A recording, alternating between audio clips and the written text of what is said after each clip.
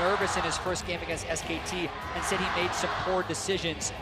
iBoy has been playing out of this world in this series, and really, EDG has had the second best early game of anyone at the World Championship. They've just been that bad at closing out the game. So whether or not that is nerves from a team perspective or not, we got to see if they can do it again, and we got to see if they can actually close. Well, here we are into Champion Select. Cloud9 banning LeBlanc, Sejuani, and Kog'Maw, taking them off the field. Kalista and Galio, the responses there for EDG, with one more to come. So we're starting to see the bans being mixed up more, and that is a force, if I've ever seen one.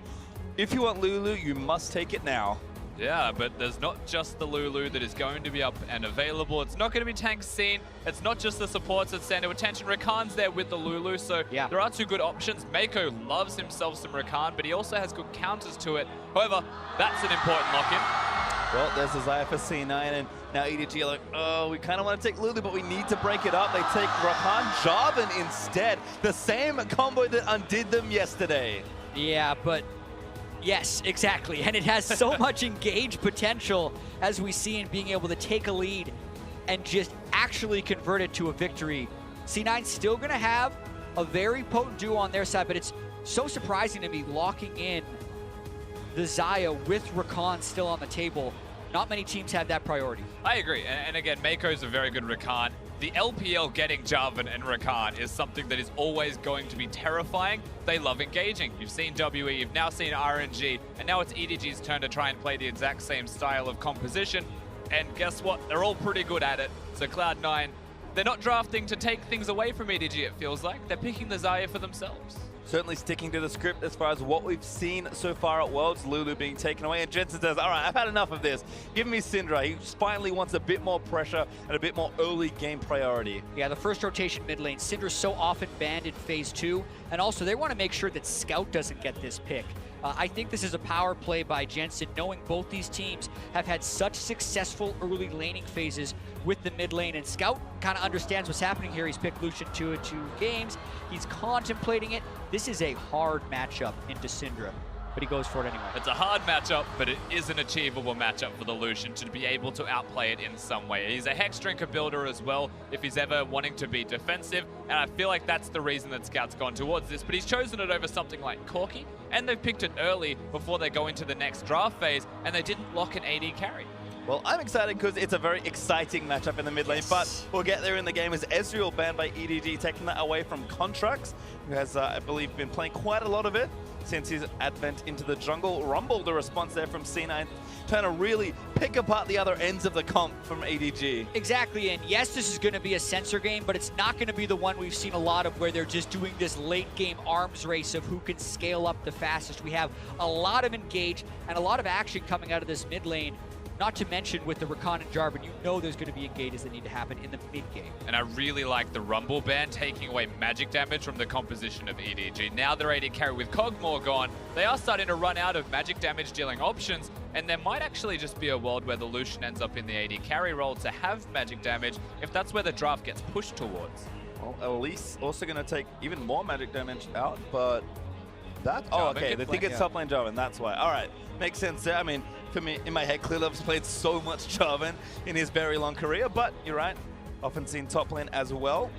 iBoy, though, is going to grab Tristana. Didn't see any AD bans apart from Ezreal, I guess, technically in phase 2 here. So we'll have an option for a strong AD, but no need to pick it now. Looks like Cho'Gath will be the fix. The Elise ban could be a little bit questionable only because, as you say, it's most likely going to be that Jarvan in the jungle. But C9 was so tunneled on trying to prevent magic damage. They think, in what world does EDG actually fit magic damage into this composition? Because I think they'd be absolutely fine with that Lucian moving bot to iBoy. It would give C9 a better early laning phase. It would mean Scout doesn't have one of his best champions. So I think that's why they were so tunneled on it, but it does leave Cho'Gath up. Yeah, Cho'Gath's going to be a pretty big damage deal. It may not be all the damage that they need for EDG, but it's something that will mean a significant amount when you hit the team fighting stage. And for the rest of EDG's composition, for the AD carry role, pretty much anything they need, whether it's Varus for a bit of mix and utility, it's always something to think about. Well, Shen there for impact, going to take that tank versus the other tank. And looks like Contractz will default to Gragas. Had some of the more high tempo junglers taken off. with 2 respectful bans there in the other side, but no, gonna swap it up. That's a Graves from Contractz. Thought he was gonna go with the classic Gragas, but it's another high farm, high damage jungler for Contractz, which is what they've given him a lot of so far here at the World Championship and even in the regional playoffs for C9. So bold pick down the road there for C9. And a lot of considerations here for EDG. I think they're trying to say, how fast do we expect this game to be? Yeah. Can we afford to go late for just starter? They can't, they say. We're going to go lane dominance a bit more, at least for the Varus. Yeah, and this could be the on-hit Varus build as well, so just trying to mix up that damage output.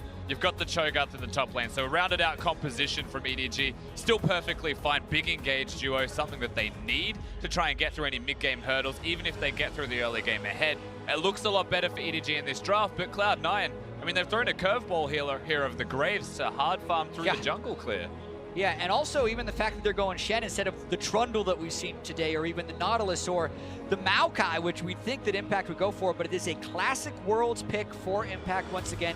Maybe it's that just enabler for Contractz to go even more aggressive, having the Shen in his back pocket when he's trying to make these invades. And yeah, as you guys mentioned, this is less likely to be that super late game matchup, and these guys have to pick for some of the mid and early game choices. And we're probably expecting some more of this as the tournament goes on, just teams figuring out ways to speed up the game, because if everyone's going late, at some point you meet in the middle, I feel like. So we'll be curious to see as the tournament develops how the game goes, but this one should be quite explosive for our last one of the day. Yeah, also can't wait for the mid lane. Both these guys have been so dominant in that phase. Yeah, definitely the place to watch. Scout is a bit of an enigma. Can he pop off is always going to be the question.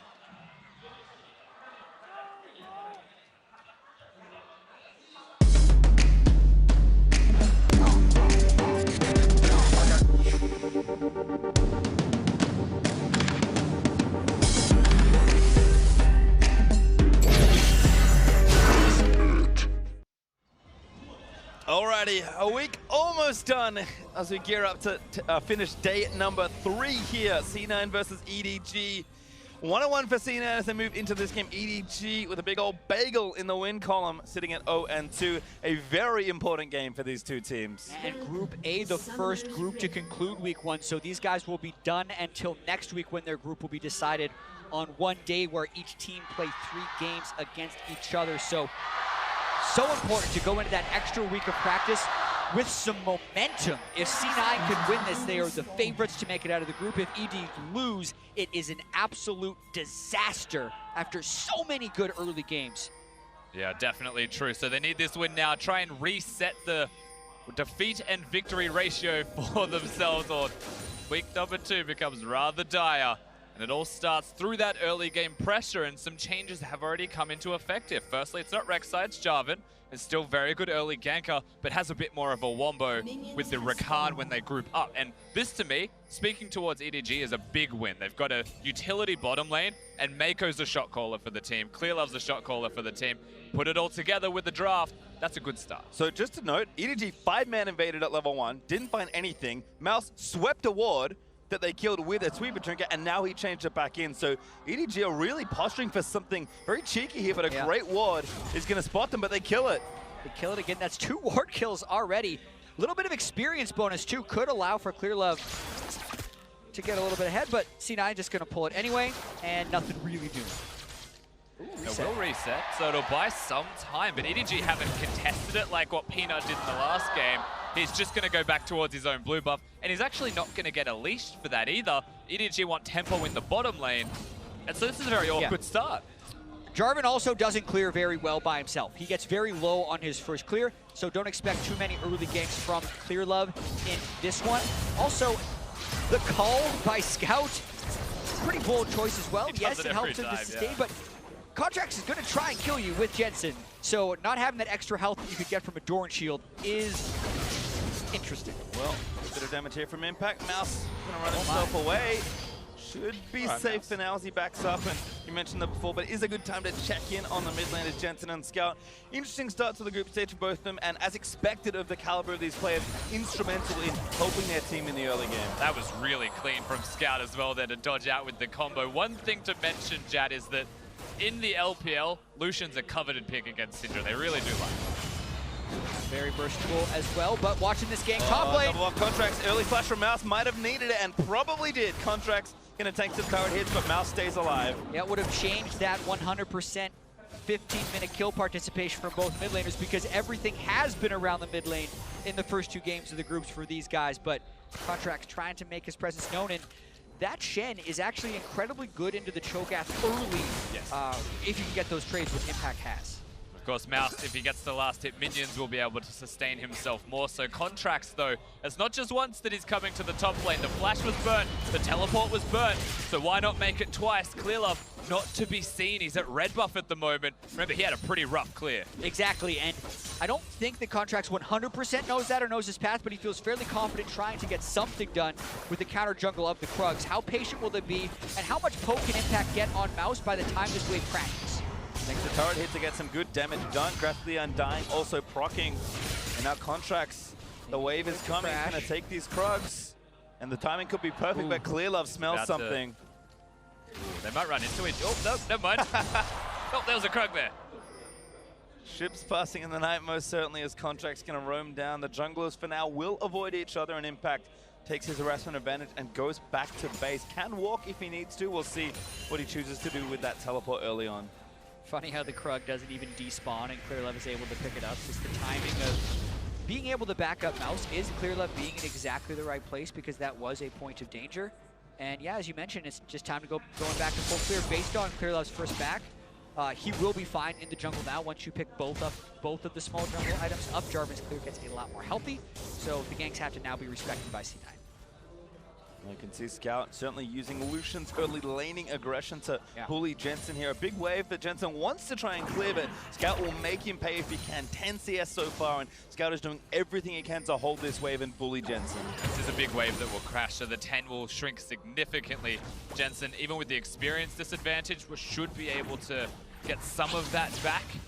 But Scout does have control, and through this control means that he can place extra vision down, or he can work with Clearlove if they choose to make a play. Yeah, and PastryTime, how many times have I heard you say bully Jensen in the North American LCS? It just doesn't happen. 0, big goose egg. So the fact that Scout is playing that aggressive, no wards as well, just shows an absurd amount of confidence, but he's dodging a lot of skill shots, keeping his health very high, and he brought cleanse, so at the moment, he's playing it just right. And Clearlove very sneaky. Engineers a nice gank here in the top side, but Mouse not really having it. Yeah, it makes you wonder if it was to a gank or to a counter gank. Contractz has been around here a few times. He's been hovering on the top side of the map. Now he isn't at the moment, but Clearlove might just find an opportunity of his own, staying up here for a very long time, however. This may be one of the most forced lane ganks I've seen in a while, but Clearlove tends to not visit lanes if he doesn't think he can get something done. He's going to hit the recall button now. Impact playing respectfully there, back in his lane. Yeah, I think that was 100% a counter gank attempt based on where the wave was. Mouse really wanted to shove it into the turret to hit level 6, and if the gank would have come, they would have had minion advantage in that engage, and I think that's why Clearlove was there. But the fact that it missed means Contractz gets to keep farming. A reminder there from Scout, actually unleashes the coming, but Jensen now has his ulti. Contractz here to make it happen in the setup! Oh no, Scout! Good flash, but that's not enough. Jensen gonna grab the first blood. Yeah, awkward flash from Scout, almost not necessary in the end because he was still flashing towards Cloud9's base. Contractz was next to him, and C9, simply by having a Shen and Scout wanting to win his lane so hard, just get a kill. Yeah, that's when Scout isn't thinking about the overall game, but is only thinking about the Syndra v Lucian matchup, because sure, he would have won in the 1v1, but that's not how you play against Cloud9. Contractz is getting beaten on those. Jensen going to run up to help. He's out of mana as Clearlove still to run back away. Contractz looking to make the aggressive play and turn it back around. The shot! Oh my god, that's good. And Contractz, he had to reload. Now Mouse is going to try and get him. If a feast lands, he's dead. Contractz jukes around that very nicely, and he'll get himself out. Clearlove leveled up and smote when he was trying to live through that gank. Very nearly what could have turned into a big mid lane snowball right there if they get a kill on the jungler and the mid. But for now, that lane is still somewhat stable. And well executed by Contractz, all things considered, to get himself out alive, dodging all of the ruptures. Clearlove needs to be careful. He's probably going to die to a blue buff. He's got W. There we go. Everything will just simmer down again. Well, Scout gets the blue buff that Clearlove is probably going to remind him just how important that was. Mouse again trying to fight Impact. Rupture lands. Fast procs, and top laner's trade, but Impact has found a lot of traction early in this lane. It's about 25 CS ahead right now. Yeah, Mouse doing what most Cho'Gaths do, trying to use his Feast on cooldown after he hits level 6 to max stack as quickly as possible, but every time he does that, Impact feels free to flash, to taunt forward and go for more. But we're going to watch this one more time. Remember, no magic resist for Scout here. They haven't necessarily recalled, and they're both level 6. So he's playing the range very well at the start here, but then Jensen's like, wait a minute, I have Contractz and Shen here. It was a ruse all along. Your cleanse is useless against my raw unleashed power from Syndra. So Scout disrespects it and gets killed. Yeah, I mean, if you remove the tab button from his keyboard, he was doing all kinds of things correctly, but there was a Shen. There's always been a Shen since draft phase, and he just didn't actually notice that, it seems. Yeah, and we saw the jungle proximity at the start of the game. Scout was much higher than Jensen. Jensen's actually averaged a lower jungle proximity in the first 2 games than he did in the North American LCS, but how quickly C9 get in and get out in the mid lane is what catches people off guard a lot of the time. Scout had not been visited by Contractz for the first 6 minutes of the game, probably felt pretty safe for that all in. He was not. Certainly wasn't, as EDG's dual lane return to the bot side. You can see iBoy very successful on Varus in the LPL. Looks like Ginsu's Rage Blade is the first order of business. Sneaky though, as his BF sword early already and the Targon. So again, kind of our standard bot lane race to the Ardent Sensor has once again begun. And that is the one thing we have to talk about. Haven't really looked at bottom lane all that much. Xayah versus Varus is a medium range AD carry off. It's not a Cosmo or a Twitch this time around. And there is a very serious carry potential still from iBoy simply existing. Top lane's just fighting each other, really ruining. iBoy's a really good Varus is the point that I'm making. He's actually incredible at it. And it's one of the few champions, like, he plays Ashe and he relentlessly feeds. But for some reason, Varus, which has similarities, he's really good at. And this has a huge mid-game power spike if they get to the Ginsu's Rage Blade before Sneaky can get to the Essence Reaver and Zeal upgrade. And currently their laning phase has been quite strong. We obviously have visited down there because all of the ganks have been happening on the top or mid side of the map, but we have to watch out for those power spikes. Well, a bit more attention here. Meiko is now level 6, so either lane pressure or even roam pressure can be very heavily applied with this Rakan. You also saw Impact earlier, still holding a nice 20 CS lead. Has been bullying Mouse with the Tiamat where he can, but getting his armor and getting his items. So right now, bot lane is going to start it up. Meiko missing that knockup, but Clearlove very sneaky is there. But Contractz now in the mid lane. This could prompt lots of action as Shen. He's going to roam in as well. A great cleanse up, but it's not enough as Impact taunts down and kills Scout. It's a party, and Impact has so much pressure in that lane. Boy, what a huge chain of corruption! Smoothie get a flash and try and get up, but Clearlove dunks him for the kill. And the immediate response from EDG on the bottom side of the map. However, Cloud9 did it earlier, they did it more successfully, and they were already at the turret when it happened. So it's still a big win for C9 here. EDG have responded, so we'll see how much more they get. Yeah, mid-lane turret going down first. Very big in the grand scheme of this matchup, but change of plans for Clearlove. He's like, Scout, there's nothing I can do, man. That's a volatile matchup. The Syndra's gonna kill you whenever they press R on you because the Syndra's ahead. Gank bottom lane. Max range R from the Varus to set up the entire CC chain. And they get the turret for themselves down bottom. But we're going to watch that mid lane gank one more time. Yeah, so Contractz just finds Scout walking over to the side of the map where Clearlove was ultimately up. Feels like he didn't know that there was a graze there. He wasn't even warding. He was actually just walking towards the bottom side. But iBoy, target selection here is very clever. Sneaky has the ultimate. If he sees it going towards him, there's a chance he just presses R and walks away with all of his summoners. So they pick the Lulu. Yeah, really nice choice right there. I think we're going to see more and more teams go for the supports in these games because they are the ultimate enablers, and they're so squishy. These sensor builds with no sightstone do die very quickly. And what better champions to do exactly that, right? The Varus and the Rakan, very good at killing Lulus. Well, nicely played there as teams even up in turret. C9 did get first turret gold. They have an advantage, still sitting at just over 1,000 gold here in this game. Looks like iBoy and Meiko actually mid lane right now, but Sneaky going to join in. And we'll see how much pressure EDG can get here, moving their dual lane to the mid lane, at least for a little while. But Scout is also bot lane, so this could be a full-on swap for EDG, or just kind of where the farm lay. The C9 responding with an Ocean Drake. Yeah, and EDG trying to rebalance the map right now that the turrets have gone down in strange places. When C9 goes for this Drake, EDG's actually going to be making a play up top side. They got the initiation. Impact is already very low. Mouse does not have Feast just yet. They're going to try and chase it down. Meiko going to look for it. Hops the quickness, wants it, but doesn't grab it with the W. No, so the Drake will be secured. iBoy's walking up, but the minions are also crashing. It looks like they will trade the turret. They'll get gold for an Ocean Drake. Yeah. Early Ocean Drake's good, but turret gold's nice. And tempo-wise, they're so far ahead technically in this play. Yeah, they're going to lose the blue buff in the Ocean Drake, but I don't know if C9 can actually get the wave to that turret in time. And EDG would probably be able to Herald if they decide to give up the turret anyway. So a positive play probably for EDG here. Yeah, I'm inclined to agree. Past that, even getting the Herald means the mid lane outer turret's a realistic opportunity to trade what Cloud9 did earlier with their first gank towards that lane, so it could work out super well. It's about the continuation of the play, though. Did they go for another kill onto Impact, or do they actually take the Herald? Because if we're thinking about this, it's Ocean Drake for Herald, but then they're just trading turrets and they didn't get a kill. So then it's just a straight-up value between the two. Cloud9 ends up catching up in tempo, I think, pretty easily, and the Herald's going to be a very slow take by himself. He is. We'll see just how long it takes him here. Started at about 1946 for everyone playing at home. Oh, Impact spotted him already. Yeah, Impact blast cones over blind there. Playing very well with limited knowledge in this game. That could have been 3 people. That absolutely could have been 3 people that just turned on him. He kept his taunt. He blast coned over. He would have been fine. Well, it does actually anger the Herald for a little while longer. It does reset. EDG, if they want it, can take it, but now C9 know what's up, so EDG back off and ultimately don't get an additional objective after all those plays. Yeah, and I'm a little bit concerned for EDG here because, yes, they do have the Rage Blade, but they need to have a fight where they can convert it. And Scout is also very far behind.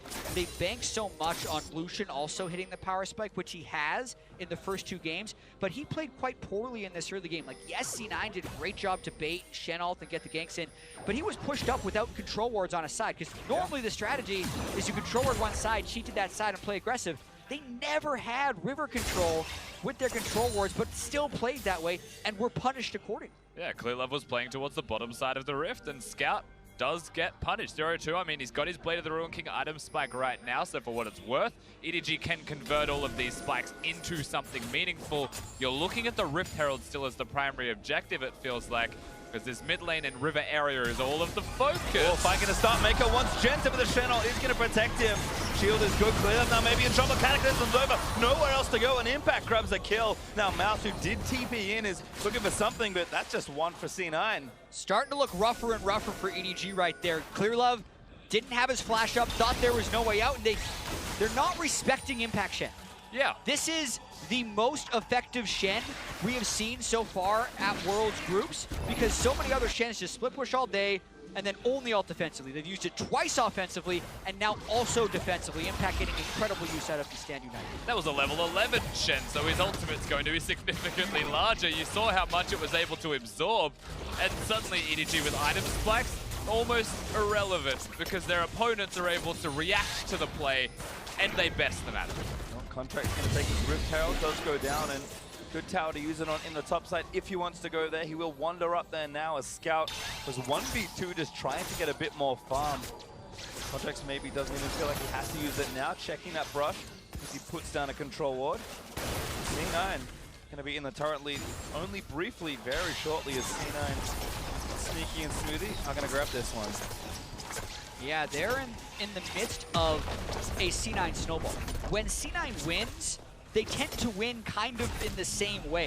If they can get a decent early game lead from play-ins to the victories at groups here, they've had a really good progression with the way they achieve victory. Currently, they're on pace for that, and it's about EDG to try and disrupt that. They're going mid right now. They still have the sensor, they still have the Rage Blade, and they're stacking it up. Expect C9 to defend. Another good response here from EDG, but the taunt lands into the Scout. He cleanses it up pretty quickly, but the damage may already be done. I think he actually tanked turret aggro as well. Feels bad. He is way too aggressive this game and is not recalibrated. No, not at all. He's going to tank it. It wasn't a Syndra ultimate. I think could have killed him if there was a position to do so. We got to watch this mid lane fight once again. Notice how large the Shen shield is when it comes in. That negates so much damage because iBoy, he cannot attack. He's meant to be the one attacking to do all of the damage for the team. But also, C9 was absolutely there for a counter gank. They just had more people. For sure. And they did a long range engage with Rakan Jarvan, and they just had no reasonable way of following up. And I like the idea, right? Force against the team that's starting to get some control of Summoner's Rift over you, but when you're forcing that hard, it's never going to be successful unless you are just significantly better players. And I wouldn't say that in this game. Well, certainly that gold lead is starting to recruit very rapidly. Syndra actually up 4,000 gold here at the 18-minute mark. We've got a Drake spawning in 40 seconds. Cloud Drake will be up next, and Baron, of course, makes his first appearance in this game in just about 2 minutes. So EDG, it is good to see them making plays, but again, have to make sure that everything is rightfully in position. Syndra have done a great job both on offense and defense, and again, looking to snowball that lead. Rift Herald still here for Contractz. My puppet here for this mid-tier 2. Stun lands, Clearlove. Ulted out there, a scout defensively calling Contractz off his jungler. Good defensive ultimate there by Scout, so to speak, but they've still pushed Clearlove back and burned his flash, so the chance of a contest here on the Cloud Drake are slim to nil. Certainly should be a free Cloud Drake for Cloud9. Clearlove, I don't know if they wanted to contest it either way. It looks like they're moving over towards it. It should actually just cost them the mid-turret. EDG could move and just slap that turret a few times. They're moving in. Yep. Here, C9 get out. Double dashes there from the top and jungler, and if you're going to move back down the mid, they could start a fight here if they want to. Yeah, Syndra ultimate down, so C9's going to be a little bit less ambitious in defending it, but it just matters how much they think they are ahead right here, and if they can stand and defend, they're kind of going for it. That goes in again onto the Shen of all people. EDG still here with the wave clear is very good. Exactly, and that's why they couldn't push in the first place. They walked over to the Drake. They cleared a wave, Cloud9 then moved to the Drake. EDG are like, well, we can respond with clearing a wave, but that doesn't actually allow us to push. Same thing happens here as well. Graves Q, Syndra has all of the spells to clear waves, and EDG's response is to move over to Impact and to try and burst him down because he's the one flanking and engaging. Good ult, quickness, ulti there onto Contractz by Shen. Sneaky moving forward. Syndra want to turn this back around. Meiko with a great dash back away. Mouse is here. Contractz now forced to flash out of the way. The Featherstone could get a route to take it. Clears up for the dark iBoy. Does it to take out Sneaky and Impact. He's too far forward. Forced to flash as Jensen lands a nice two-man summer. EDG in with Scout. Flashes in. Aggression so much from this man. As the Rift Herald now been summoned by Contractz, that's a bit of an odd one in the middle of the fight. He puts a top lane, says, please deal with that, don't keep chasing us, and now he's back in. Oh, onto Mouse perhaps there. The Ruse could have worked a stun in onto that, and the ulti from Jensen is enough onto Mouse. Yeah, not just could have, it definitely worked. Contractz is going off right now. The summoning of the Herald, yes, it's a bit quirky, but it's paying off. Yeah, and now they're going to pressure mid while that Herald charges in the top side. They have Mouse down, teleport advantage. They're a little bit low on mana, but Sneaky back on the field, they might look to pressure mid lane here. Well, EDG defending with a man down for 10 more seconds. Mouse also TP'd in, so going to take a while to wait there. Minions just busy. Yeah. Herald's having an existential crisis in the minion wave. He's forgotten his real purpose. He's off jobs. Yeah, it doesn't clear minions that fast. Solo Rift Herald push, not really as hyped as they made it. It was hype, now he's just sad. Scout will collect his 25 gold and continue taking the rest of the minions in that wave. There was a weird 8-1 for some reason. Glad you waited for that Rift Herald to go to the replay. But here, you can see EDG making the engage, and the teleport is a good teleport by Mouse, and I think C9 is overconfident. Watch where Lulu is in this fight, so Sneaky doesn't have the shielding. The EQR by Clearlove there on Jarvan was perfectly timed with the Xayah ultimate timing out, but then the disengage by C9 is pretty good. They end up getting it on the backside. Scout! All right, well, he pops the calling. Sneaky, though, going to keep moving in Jensen's series on Contractz. Never mind, he's also there, and Jensen, I think he's just going to walk for the kill. Stun lands in, and Contractz, he's the lucky man today. That's not just the duo lane of C9 that are here, it's all of the cavalry. There's 4 of them to secure. The mid laner of EDG now around the Baron buff at 22 minutes. They've got a lot of damage to do it. If Impact's there to tank, though, they can at least pressure it. They have a TP advantage and a numbers advantage on the Rift, so they either get the turret or a very powerful play around the Baron pit that is really difficult for EDG to check. And so much of this has just been on Scout overextending time and time again. 30 seconds till ulti up for Shen as well, so Impact can freely start pushing as that cooldown's almost back up. He's onto the tier 2 and dealing a big load of damage to it, and in fact, we'll take it after splitting the map. EDG slow to respond, and to be honest, there wasn't too much they could really respond with. That will put them at a sizable gold advantage across the board. It hasn't really substantiated in any major item purchases except for mid and jungle, though, specifically. So those are the two places that we'll have to continue to watch. Who better to have it, of course, for Cloud9? I'm not going to say anything past that point. Yeah. Also, the 4 pairs of Ninja Tabi against the largely physical and auto-attacking team of EDG has been very effective at muting a lot of their damage that EDG is trying to engage on them. The Shen shield's just even more effective, as well as the Lulu shields, when they're building those resistances on every squishy champion. EDG again, and to look for a play. Meiko and no flash, but has the ult ready. Contractz maybe gets the pick, Cataclysm lands with the shield again, and Xayah just turns back around for the damage of Meiko! A big knock up there, finds two with the Feather Stomp, who's going to protect the carry. Scout gets one as Mouse eats Contractz for the first kill of the team fight. They keep getting these picks, and EDG, I don't think they want anything past that. They'll just take the pick and back it up. That's still a win for them. The jungler is dead, so Baron's just a pipe dream for C9. They'll have to lick their wounds and go back to base. That's the second time it's happened now. Yep, Contractz as well has been front and center in a lot of these, even if this is the first time he's actually died, being very aggressive, pushing the tempo, and the engage for C9 isn't the most reliable thing. It's Jensen getting a stun or Impact finding a flank.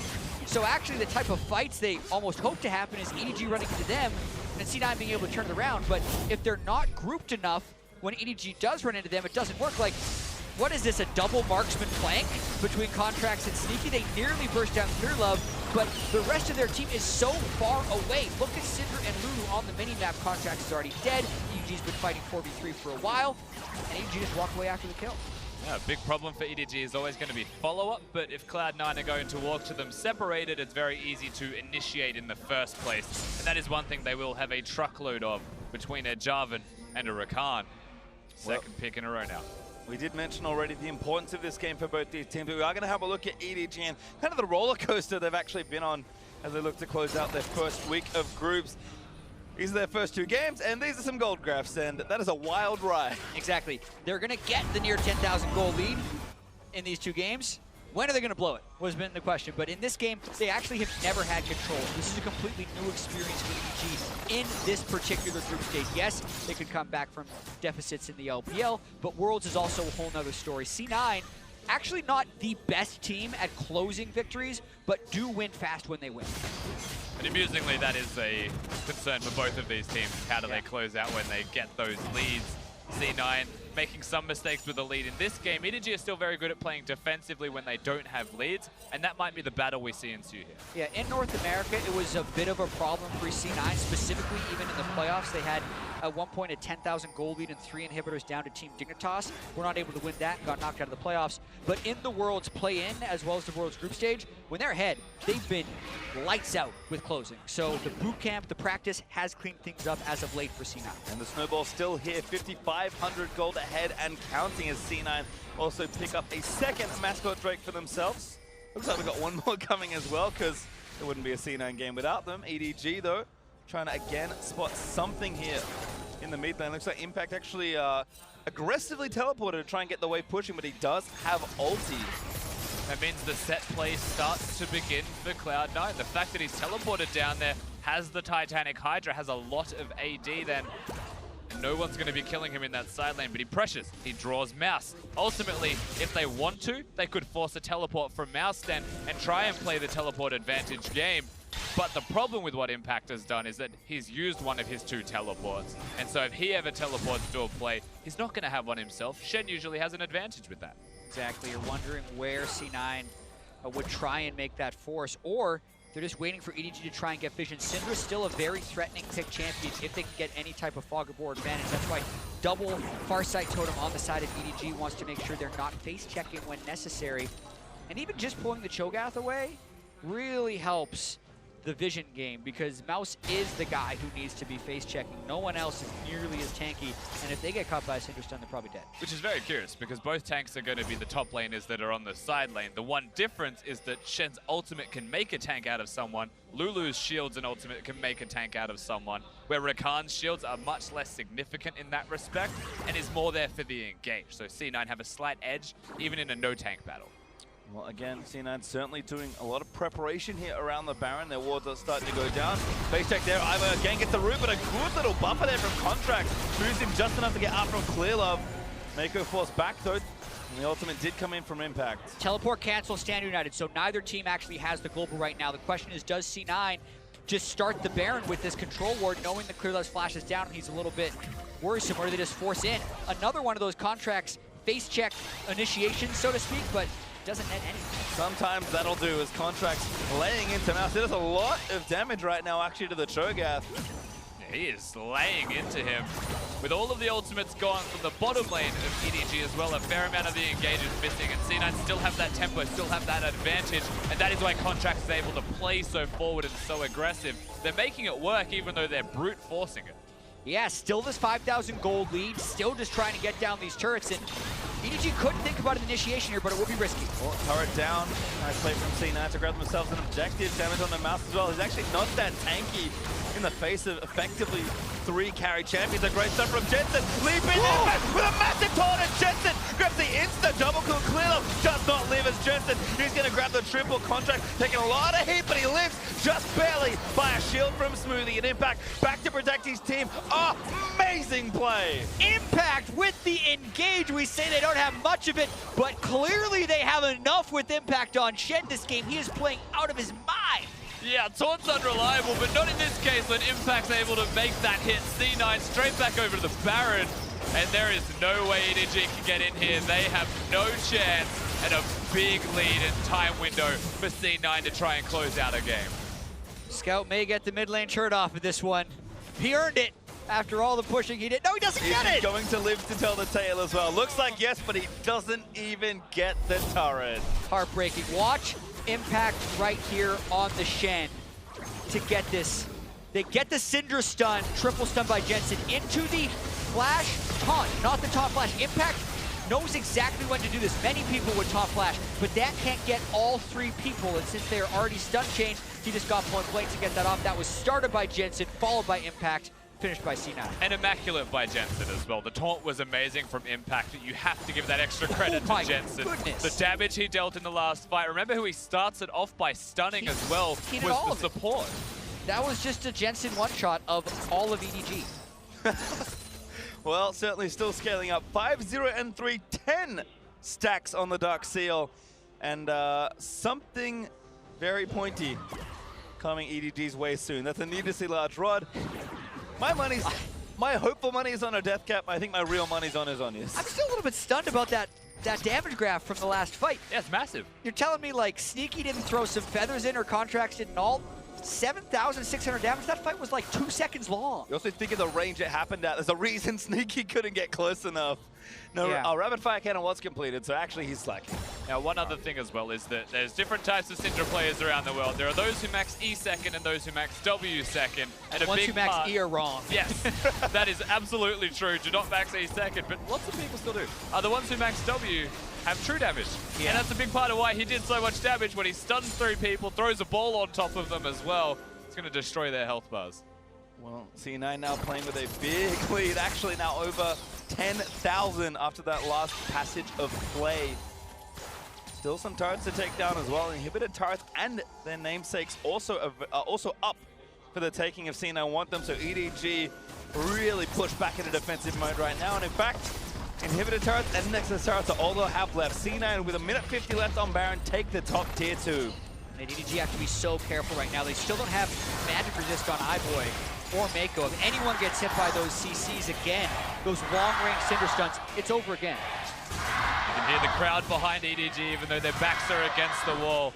It is the home crowd for Clearlove in particular and for EDG.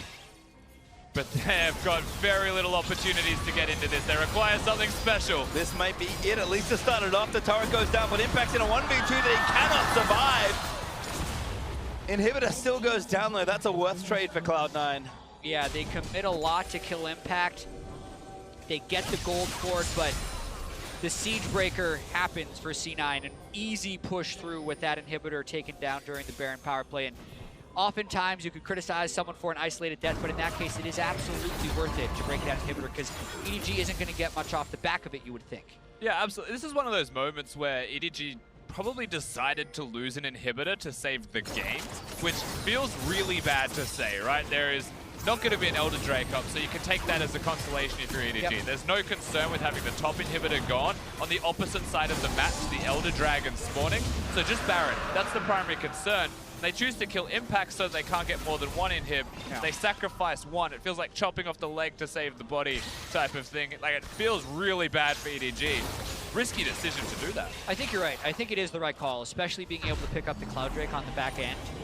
Just got to do their best to funnel that farm into useful places. Whenever someone takes down an inhibitor, as much of an advantage as it is, it puts them on a small timer because it means that's now one wave you're not farming. That wave always crashes into the enemy base, and that's always a wave they get to farm. Well, gold lead still manifested in a big way for C9. And today we're going to play Spot the Real Marksman Carry. Contractz has 4 damage items, including the jungle enchant on Warrior. That is a very scary Graves. Oh my goodness, it's the Ardent Sensor Graves. Smoothie shielding him, he's running forward, gets that attack speed and extra life on hit, and he is shredding people.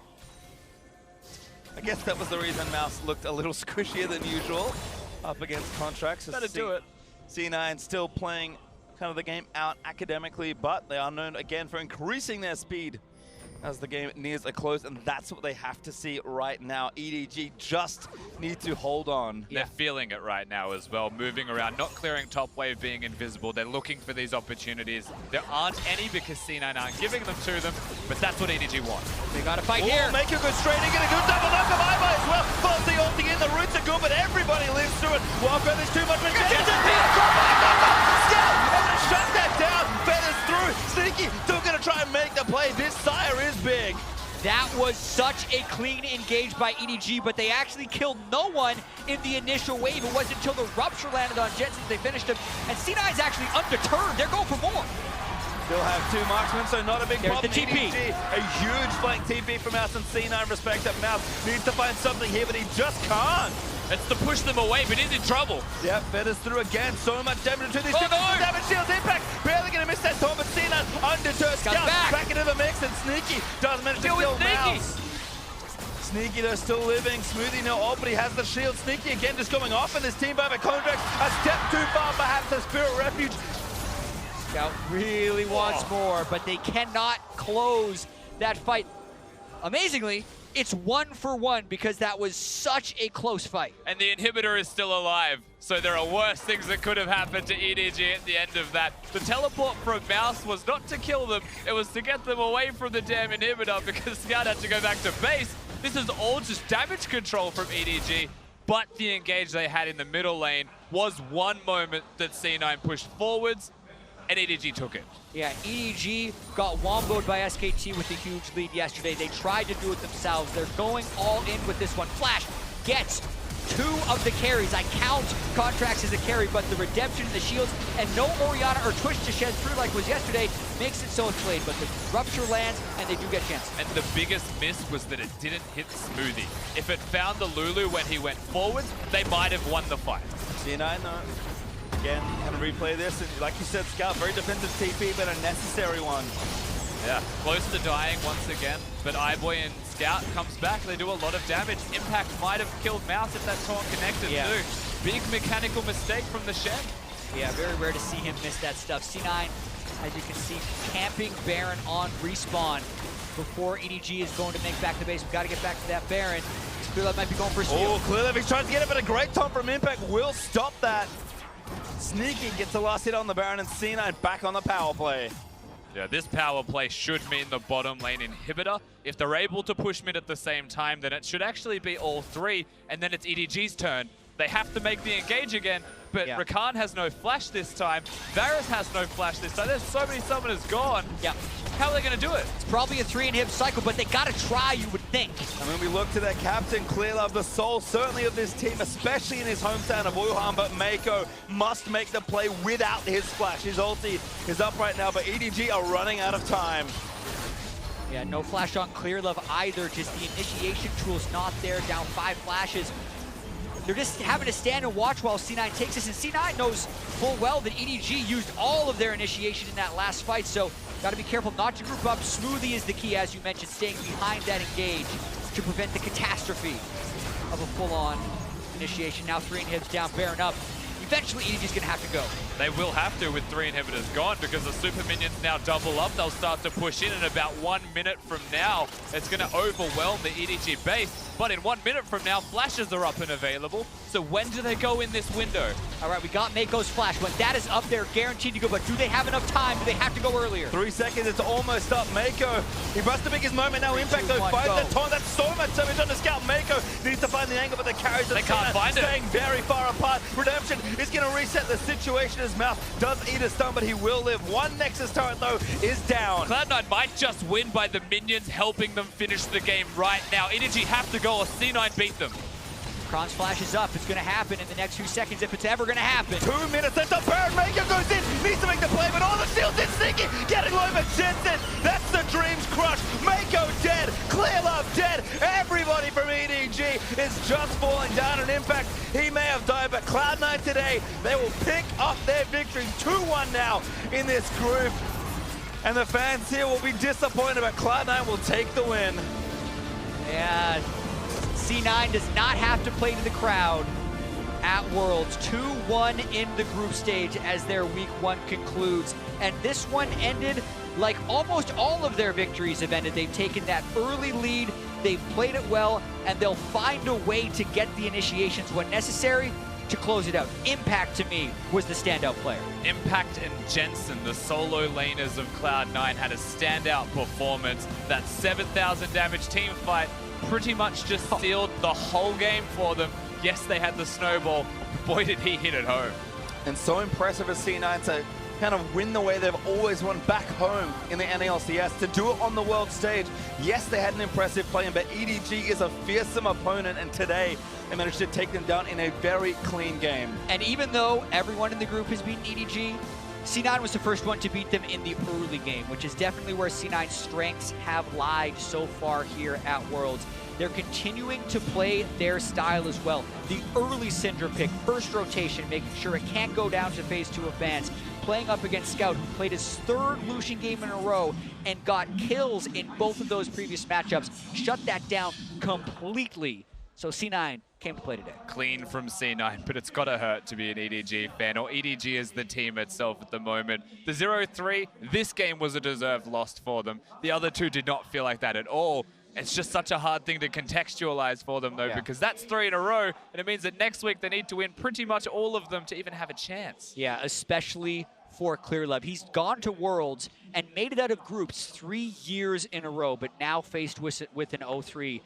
The stress and the pressure is just through the roof at this point for them. Yeah, and it's the hardest place to do it in as well. Unfortunately for him here in China, you have to think Clearlove, especially in front of his hometown crowd, wants to succeed. But unfortunately for EDG, it has not been the case. I mean, we look at Scout there in the mid lane. His Lucian is amazing, but his decision-making on any champion is not always that. And that's the thing, the vision wasn't so much there in this game. I still actually like the draft a lot from C9 as well, and didn't like it so much from EDG to not really set up that Lucian, very physical or auto-attack-based composition. All it took was Ninja Tabis, it felt like, and the game started to shift in one direction. Yeah, C9 won in a lot of different ways this game.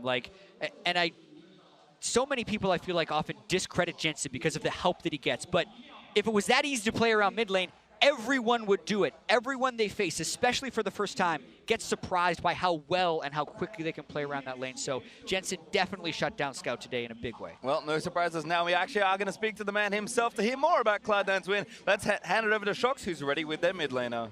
Well, thank you very much. And I am indeed here with the mid laner, Jensen. And of course, you couldn't hear it, but the analyst desk was just talking, or rather, Jatt was just talking about the fact that you very much shut down Scout in this specific game. How much did you feel that was the case indeed? And how much did you feel that contributed to your relatively easy win over EDG? Honestly, I would say it was a team effort, mainly because we were just playing 1v1 for the early game and nothing really happened. But then we saw an opening with the Shen ult, and then once Lucian as a champion falls behind, it's really hard for him to snowball, because Lucian as a champion kind of needs to snowball, in my opinion, to be like really relevant in a game. And I think we played really well around mid pressure. So I think, I don't know if it was disrespectful of him to pick Lucian into us, but I think it kind of played the way we wanted to play the game. maybe some moves he did was also disrespectful, but I don't want to take anything away from you guys. You guys capitalized. You guys played fantastically with the Graves jungle, and I was up in the room where a lot of the NA casters were sitting to watch the game, and they were kind of baffled. So, of course, it won, so you have that in your back pocket. Why are you going through these other picks, and why Graves specifically here? This is going to sound really weird, but we only played one game of Graves and scrims. Reaper just thought, you know, it could work in some matchups, so we tried it, and then on stage, it looked like an okay situation, and it was just like, yeah, you know, let's just try it out. And it's something he's played in the past, obviously, so it's not like it's a pick he's comfortable with for sure, but we definitely haven't had much practice with it. But it went the way we wanted it to go, so I'm glad it worked out. Yeah, fantastic. You go, it kind of worked, so let's do it. It's only like a super important game in the group stage. But Jensen, how are you feeling? We, of course, know what happened versus SKT, but after that, everything picked up again. So how are you feeling on the Rift? I'm feeling pretty good right now. We're 2-1 in the group right now. Hopefully we can beat SKT next week, but I think this is kind of the expected position for us to be in, I'd say. It's definitely a hard group to be in, but I'm glad we were able to take down EDG and HQ, and then, you know, hopefully next week we can do even better. But overall, I'm pretty satisfied with the way we've been playing, and just the result has been pretty good as well. Have you been feeling good? I've seen you tweeting, of course, as always, even during the play-in stage. And then, you know, well, the last year's tweet, we're not going to repeat that one again and stuff like that. But are you feeling good? Yeah, I'm feeling pretty good. I haven't really had any tweets regarding the groups yet, I think. But yeah, I've just been kind of calm. But, you know, might have to spice it up a bit next week here. I think so, too. Well, you spiced it up versus EDG. Fantastic game. Thank you very much, Jensen. And we'll be going back to you guys over at the desk. Thank you very much, Shocks. Heartbreak for EDG and LPL fans as they move to 0-3, but for NA fans and Cloud9, 2-1 on the week, sitting pretty. That's going to feel good, and they did it with a new look. We heard a little bit of the insight there on the Graves jungle pick, but it's definitely something that, again, is going to shake up the way that teams are approaching the picks and bans, these few pocket picks that teams are pulling out. It's not just the Graves, though. Impact showing us that the dog champs got a bite, and with the Ninja Tavi against an all physical damage composition, he just killed it, crushing in laning phase, utilizing the stand united with the Graves, which is, I think, what the idea was. You have an aggressive jungler just always invading. It would have worked wonders had it gone with the Ezreal jungle, so I understand why EDG banned it. Yeah, huge credit not only to Impact on his individual performance, but also to Coach Reaper standing behind Cloud9. Now, Reaper used to be the coach of EDG, so he knows this team very well, and I feel like it's just a great pick against EDG themselves. They always like to go all in on the engagements, and Shen punished that over-eagerness, over-aggression every single time. Which is actually why I was a little bit surprised in the second ban phase, if you guys can see. We had the Ezreal and the Rek'Sai coming in. Now, I understand, obviously, the point where you're a little bit afraid of this early game from Contractz, but if you're drafting Lucian in the first phase, you know Rumble is going to get banned. And then you know you don't really have an AP top left, and you want to get rid of tanks, because they will just stack armor and become unkillable, basically. Things like Gragas could have been banned away. Obviously, the Shen and Maokai as well could have been banned. Like, I felt like the early jungle bans they came in with here with the Rek'Sai and Ezreal were kind of weird and didn't really fit actually what they were already drafting. It's a bit too hard right now to especially pigeonhole those bans to get rid of all the tanks right now. Especially Cloud9 even has Nautilus, right? They even have Nautilus in their I'd rather give them Nautilus than Shen. That's a good point, though, that of all the teams, C9 has an additional tank at their disposal in the top lane. So it's tough to work around in that ban phase. But you talk about the aggression from EDG and how Shen can play into that aggression. Let's go to the mid lane. Let's take a look at this first blood as Scout gets a little bit too aggressive going for a solo kill up against Jensen, but it'll be turned back around on him. Yeah, this is actually why I don't think Scout is a top 20 player here at Worlds, because at this point in the game, he needs to consider, is Shen level 6? That's a yes. Does he know where the jungler is? Well, the jungler right now is out of vision, so he doesn't actually know if Contractz is near him. Is his own jungler nearby to maybe help him? No. So basically right now you should never go aggressive, because Shen can ulti, enemy jungler can show up, and your own jungler will never be there to back you up. And yet, Scout jumps forward, dies, loses flash. What happens right after? Well, he gets ganked again, and he dies one more time. And is that C9's mid laner getting, you know, a lead in the early game? We have seen that before. Normally works pretty well. Like, Scout is making these super dumb decisions without any information, and it's costing his team. And that is classic Scout. I would love to say that this is uncharacteristic for him, that this will never happen again, but this has actually just been his MO throughout the LPL. He's either a god or he will cost you the game single-handedly. And if you give gold to Jensen, he'll do work with that gold. Let's fast forward to the triple kill at EDG's base. A triple stun, tons of damage, the nice follow up top by Impact. This one was sick, so just keep your eyes out on the Syndra. The ball was dropped earlier and it just hit everybody with a huge follow-up from Jensen into the wild growth. And while the ultimate from Graves is not enough to follow up, look at how they escaped. The shield from Lulu on Contractz right at the very end, and another one from Impact to keep his carries alive. And there was a lot of concerns coming into Worlds regarding C9's ability to close games. Like, we knew they could get ahead in the early game. In the game yesterday, we showed a stat saying they were actually the second worst team at Worlds in terms of always winning with a gold lead. Yesterday and today, they've shown twice now, when they get ahead, they can actually close out against AHQ and EDG. Very, very impressive performance from them 2 games in a row, and that's why they're sitting right now as number 2 in this group. It was also the specific decisiveness. You know, Impact used his teleport, went bottom, started to push that wave, and then knew he had his ultimate. He uses the ultimate, Cloud9 try to find the engage, but EDG disengage. I'm like, okay, Cloud9, they fumbled their engage. We see this all the time. The Baron setup, the idea was great, but the execution was missed. And then they decide, no, let's hard push it. Let's flash and find a 3-man taunt. Let's find that Syndra Q. These are the differences between Cloud9 domestically and internationally that are making them such a threat. That's an interesting point. Well, Impact came up big for the team, so we're going to send it down to Shox for a chat with C9's top laner. Thank you very much, guys. And Impact is going to try. In English, we do have Robin on standby in case he needs some help. But first off, I just want to know, how do you rather think you guys won that game? What was the most important factor for you guys to win that game over EDG? 임팩트 선수 일단 승리한 거 축하드리고요. EDG를 상대로 우승을 하셨는데 이번 승리에서 가장 중요한 요소가 뭐라고 생각하셨는지 여쭤보고 싶습니다. I'm thinking about it. We good protect for Scout because Scout like aggressive play, but we have Shen, so Scout is got punished, and he can't aggressive play anymore. So we just get advantage mid line, and so we got mid tower first. So we went and pretty well with Snowball. And you played a great game as Shen, and that was a lot of the protection. You guys are doing really good so far. How do you think C9 has improved from last year at Worlds this year? What are your strengths? I thinking, this year we thinking about is more helpful team. If Jensen need vision, I'm always ask, and we try is what need team help. If I have advantage, my lane, not my lane pressure. I think about is Jensen help vision, or just and just help bottom, or I think we try change mind, and and we think about more team thing, and we if losing game. Before we mental is so weak, I think, but now we think about how can win. We have an advantage now, so and we can come back. So I think this year pretty good now. Good change in mentality, and it's going very well so far. Obviously, that big game, that second game versus SKT is coming up. That's important for you. Jensen already said, well, we're gonna win it. So what do you think, Impact? I think I'm going mid so many and 1, 2, 3 game every game. So he got 자신감이 뭐죠? Confidence. And he got computer, I think. But and next week I go mid again. So just came in. All right, well, we'll see about that. Thank you very much, Impact. And well, C9, another victory on the books and a great interview with Impact. Back to you guys.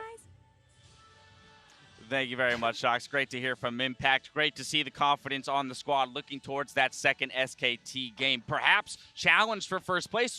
Who knows, right? If we look at the way that they played against EDG here, building a lead in the early game, and then we contrast that with the fact that SKT has struggled in early games, there is that potential for a C9 win next week. Well, Impact just basically confirmed Froska's idea behind the Shen. Scout is going to be so aggressive that if you pick this champion, no longer can he do that. And that's a good sign for Cloud9 that is making adaptations throughout the group stages, reading their opponents as to their specific weaknesses and targeting those. So hopefully when they play against SKT, they can see their faults through their 3 games that haven't been so stellar and maybe come up with a win. Cloud9 are effectively doing what I want all of the LPL teams to do, which is just play to their identity. The thing is so many people throw criticisms at them that they're only like they're a one-dimensional team. It's all just about Jensen and Contractz. And if you can shut that down, you can stall them out. But if that's like just how they play the game, and if it works for them. If the dimension works, just, yeah, right? Just keep throwing the same punch. Absolutely. Well, let's go ahead and take a look at the standings as we close out the day with reigning champions SKT currently undefeated at the top of Group A.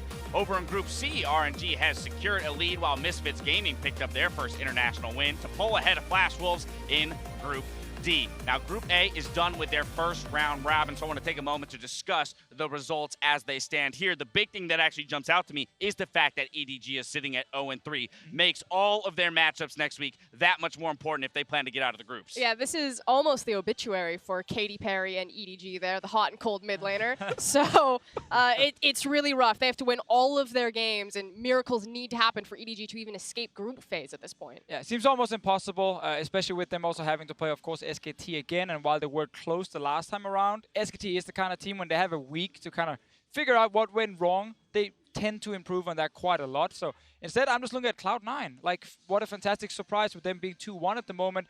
A lot of people had them second, third, kind of 50-50 versus EDG. The fact they just stomped them here in this last game shows that Cloud9 are the best team right now, at least. Now, Group A is done for the week, but the rest of the teams still have one game left to play. If we look at tomorrow's schedule, Flash Wolves will get a chance to gain some ground when they go up against Team WE in our first game, followed by a clash between TSM and Misfits Gaming. From there, the teams in Groups B and C take to the stage with G2 eSports and RNG closing out the day. And I know I'm super excited to see Gigabyte Marines versus Immortals, see what other tricks they've got left in the bag. Oh, I mean, the way that Immortals plays domestically, if they get baited in to something by Gigabyte Marines, I could see all hell breaking loose on the Rift. But what about G2 RNG? That's what I really want to see, even though we have to wait till the last game of the day, because if G2 can actually take that game, the group is all shaken up. RNG have the opportunity to just put everybody else down, keep themselves high above water, and almost guarantee themselves making it out. Wouldn't that be something if RNG and G2 were sitting at 2-1 and it was Samsung Galaxy that was actually in third place moving into the second week? I know you really got a big old smile on the face over there. I'm really scared right now because when I saw RNG beat Samsung, I'm like, oh, okay, G2 are not going to beat Samsung because Samsung is just a better version of G2. So now they will have to beat RNG in these games here to make it out of this group. And obviously, if you are a European fan, you're kind of hoping that this G2 can make it out as maybe the one team. But then doesn't that mean that RNG just beat the better version of G2 as well? Possibly. That's why I'm kind of nervous. You know, I'm not really very confident right now. On the topic of EU teams as well, though, we heard from Maxwell earlier today. He's giving himself a 50-50 shot against TSM, but I do think that with their win today, it does make that matchup tomorrow much more interesting. What are our initial thoughts on that matchup? I mean, TSM look crisp. They look clean. They look dominant at early, mid, and late game. They have great individual performers, not just in Doublelift and Bjergsen. We expect that, but also in Hanser. So that is, to me, that feels more like a 70-30, but I'll take Max Lore. All right, well, every NA and EU team won their games today, but something's got to give tomorrow with that matchup. Be sure to join Shox, Deficio, and Papa Smithy for Worlds tonight in just a few minutes as they take a look back on today's action. Now for myself, the casters, and the entire live broadcast crew, thank you for watching, and we'll see you tomorrow for more Worlds 2017. Good night.